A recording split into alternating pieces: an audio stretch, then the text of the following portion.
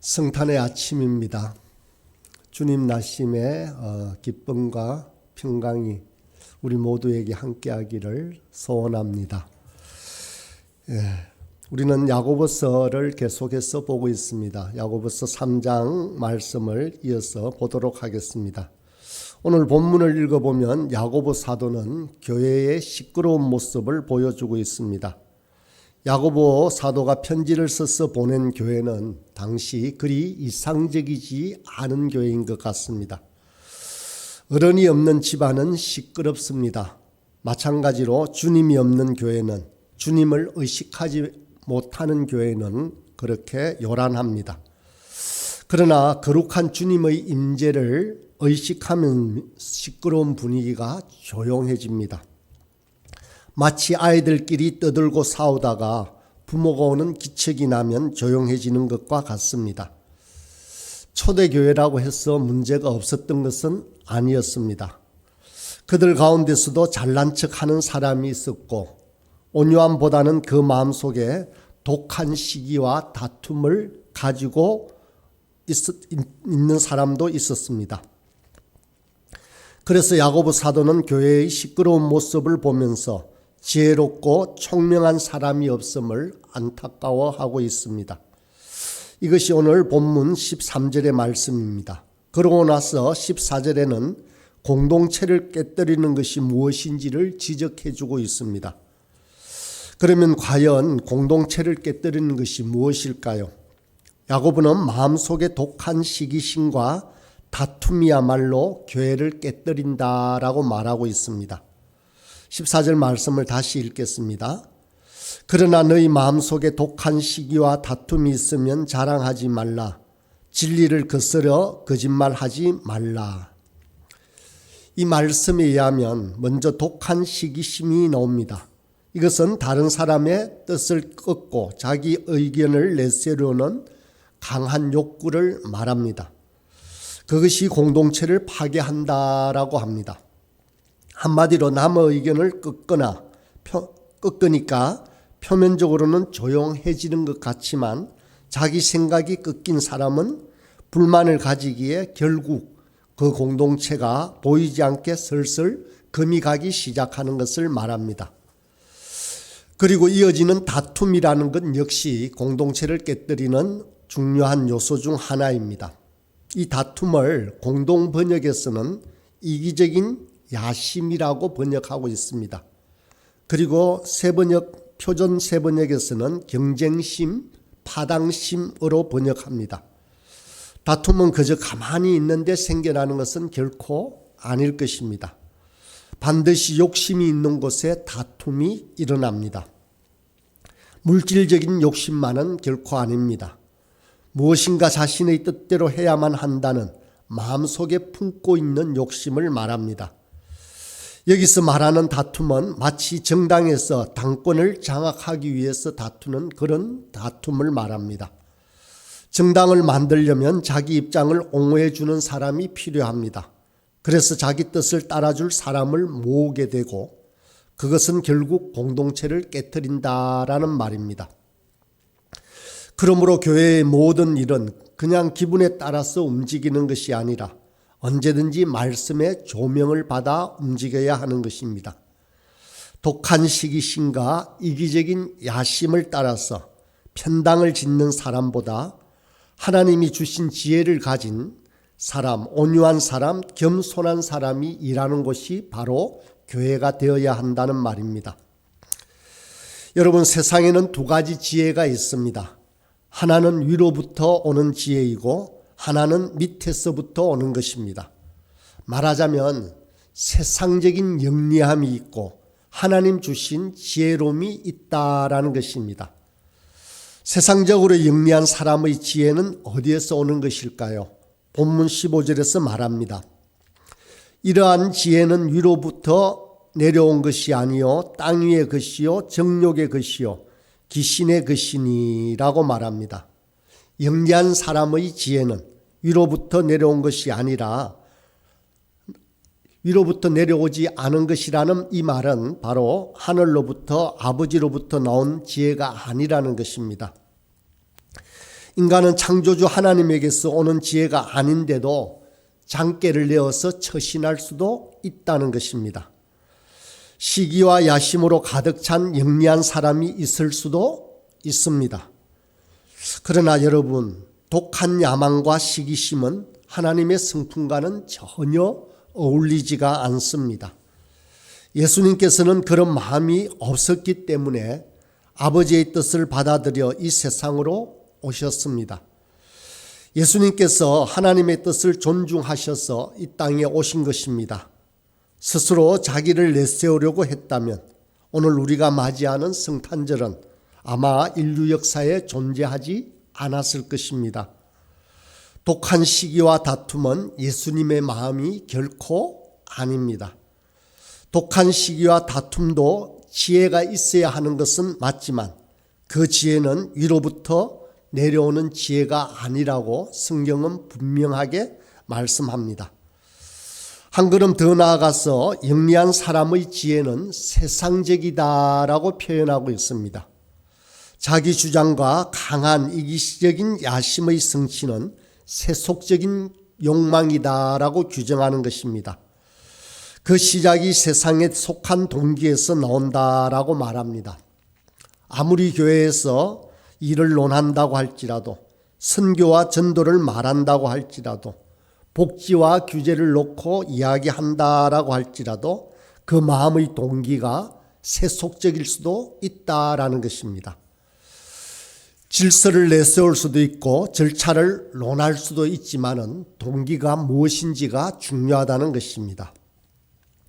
독한 시기와 야심을 가진 이들은 동기가 세속적인 동시에 그 관심의 범위도 세상적일 수밖에 없습니다. 이야기하는 것을 잘 들어보면 그 사람이 무엇을 중요하게 생각하고 있는지를 알 수 있습니다. 세상적인 것만 이야기하는 사람은 아직도 세상에 관심이 있다고 보아도 됩니다. 세상에 관한 일만 즐겨 이야기하는 사람은 신앙 공동체의 지도적 위치에 있어서는 안 됩니다. 위로부터 나지 않은 지혜는 세상적일 뿐만 아니라 또한 정욕적이다라고 표현하고 있습니다. 이 정욕적이라는 말은 결코 영적이지 않다는 말입니다. 육에 속한 것이라는 말입니다. 육에 속한 자연인의 관심은 항상 땅의 것에만 있습니다. 성령의 영향 아래 있는 사람들은 하는 일이 모두 정욕적이라고, 성령의 영향 아래 있지 않은 사람의 욕심은 모두 정욕적이라고 성경에서 표현하고 있습니다. 무슨 일이든지 자기 욕심에서 시작된다라는 것입니다. 성령의 지시함에 전혀 무감각한 사람일수록 자기 욕망을 추구하는 일에 열심을 보입니다. 그러므로 열심을 어디에 두는지 살펴보면 한 사람의 영적 성숙도가 어떤지를 판가름할 수 있다는 것입니다. 유다서 1장 17절로 19절의 말씀을 보니 이렇게 경고하고 있습니다. 사랑하는 자들아, 너희는 우리 주 예수 그리스도의 사도들이 미리 한 말을 기억하라. 그들이 너희에게 말하기를 마지막 때에 자기의 경건하지 않은 정욕대로 행하며 조롱하는 자들이 있으리라 하였으니 이 사람들은 분열을 일으키는 자며 육에 속한 자며 성령이 없는 자니라. 분명히 유다는 신앙 공동체 교회를 향해서 말하고 있습니다. 말세가 되면 교회 안에서도 자기의 욕망대로 쫓아 사는 사람이 있다는 것입니다. 그런데 그런 사람들은 영적인 일에 열심을 갖는 사람들을 오히려 비웃는다라고 합니다. 조롱한다라고 합니다. 그러면서 뒷전에 앉아서 그렇게 비웃고 있다는 것입니다. 그런 사람들은 육에 속한 사람들이고 성령이 없는 사람들이라는 말입니다. 교회 내에 그런 사람이 들어올 것에 대해서 미리 말씀하고 있습니다. 독한 시기심과 다툼이 있는 배후에는 궁극적으로 말해서 귀신적인 지혜, 마귀적인 지혜가 도사리고 있습니다. 이러한 지혜는 위로부터 내려온 것이 결코 아닙니다. 세상적이고 정욕적이고 귀신적이라고 정체를 폭로하고 있습니다. 기만적이고 위선적이며 하나님께 반항하고 하나님의 일을 깨뜨리기 때문에 마귀적이라는 것입니다. 하나님의 지혜는 공동체를 하나 되게 하고 세우고 평화롭게 하는데 시기와 다툼은 결국 하나님의 공동체를 깨뜨리기 때문에 마귀적이라고 표현하고 있습니다. 궁극적으로 사단이 좋아하는 일을 하게 된다는 것입니다. 세상에 있는 것만 보기 때문에 근시안적이기도 합니다. 세상에 있는 일에만 관심이 있기 때문에 정욕적인 것입니다. 진리로 태어난 적이 없는 사람일수록 결국 하는 모든 일은 마귀의 손에 놀아나는 일밖에 없습니다. 그렇다면 마지막으로 시기와 다툼이 낳는 것이 무엇인지를 보겠습니다. 16절은 이렇게 말합니다. 시기와 다툼이 있는 곳에는 혼란과 모든 악한 일이 있습니다. 시기와 다툼이 있는 곳에 혼란이 오고 질서가 파괴되고 불협화음이 일어날 것이다 라고 말씀하고 있습니다. 거기는 문제거리가 생겨나며 불안정하게 됩니다. 궁극적으로는 교회의 평화가 붕괴되는 것이 바로 시기와 다툼이 있는 곳에 일어나는 현상입니다. 시기와 다툼이 있는 곳에는 불협화음이 있게 마련이다라는 것입니다. 여러분, 누군가가 어떤 모임에 가입함으로 그곳에 불화가 생기는지 아니면 그 공동체의 평화를 가져오게 되는지를 살펴보아야 합니다. 우리 자신 또한 마찬가지입니다. 내가 있으므로 우리 가정이, 우리 교회가 더 조화롭고 평화로운지 아니면 우리로 인하여서 소란스럽고 혼란스러운지를 살펴보아야 합니다. 우리는 평화를 이루는 하나님의 뜻을 쫓아 사는 사람들입니다. 그것이 우리의 역할입니다. 우리 하나님은 어지러움의 하나님이 아니시고 평화의 하나님이십니다. 우리 주님이 오신 것도 이 땅에 평강과 기쁨을 주기 위한 것입니다.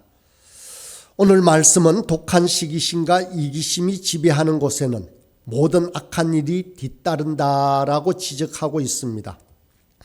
모든 악한 일은 서로에게 상처를 주는 일을 말합니다.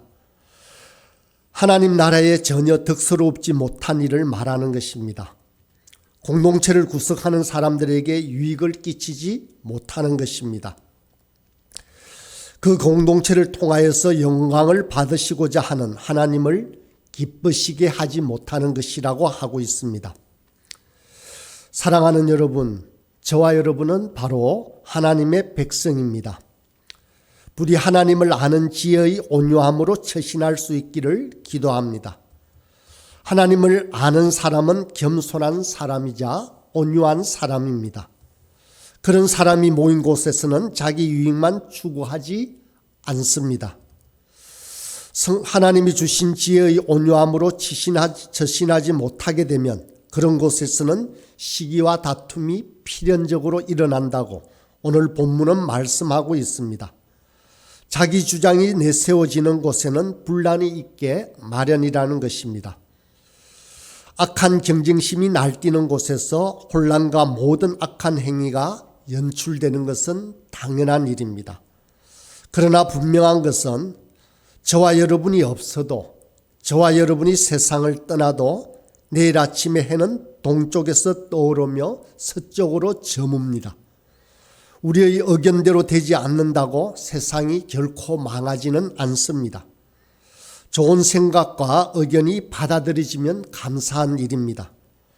그렇지 않다라고 할지라도 그 안에서 하나님의 뜻이 있을 것이라고 생각한다면 모든 일은 훨씬 부드럽게 지나갈 것입니다.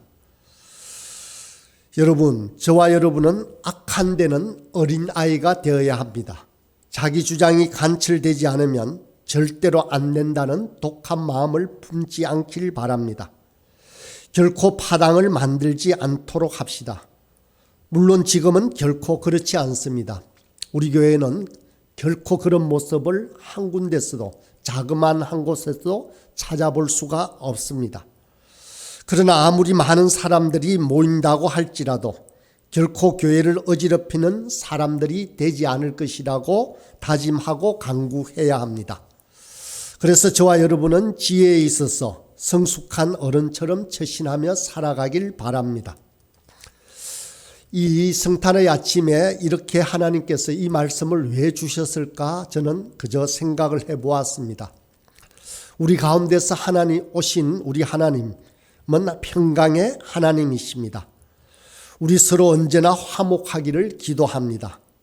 공연히 우리 자신의 고집과 아집 때문에 교회의 화합을 깨뜨리고 우리 자신을 파멸로 몰아넣고 다른 사람을 상처 입히는 일은 우리가 살아가는 동안 결코 또 우리 부활소망교회가 있어지는 그날까지는 결코 그런 일이 없도록 다짐하시길 바랍니다. 저와 여러분은 항상 겸손히 온유한 삶을 살도록 기도하고 그 고백에 순종하도록 합시다. 평화의 왕으로 오신 주님을 따르는 백성답게 살아가도록 그렇게 기도하고 다짐합시다. 우리 평강의 주님이 우리 마음과 또 우리의 가정과 또 우리 교회에 평강을 주시도록 항상 기도합시다. 그래서 하나님의 뜻이 하늘에서 이루어진 것처럼 땅에서도 이루어질 수 있도록 그렇게 늘 기도하는 저와 여러분이 되길 간절히 소원합니다.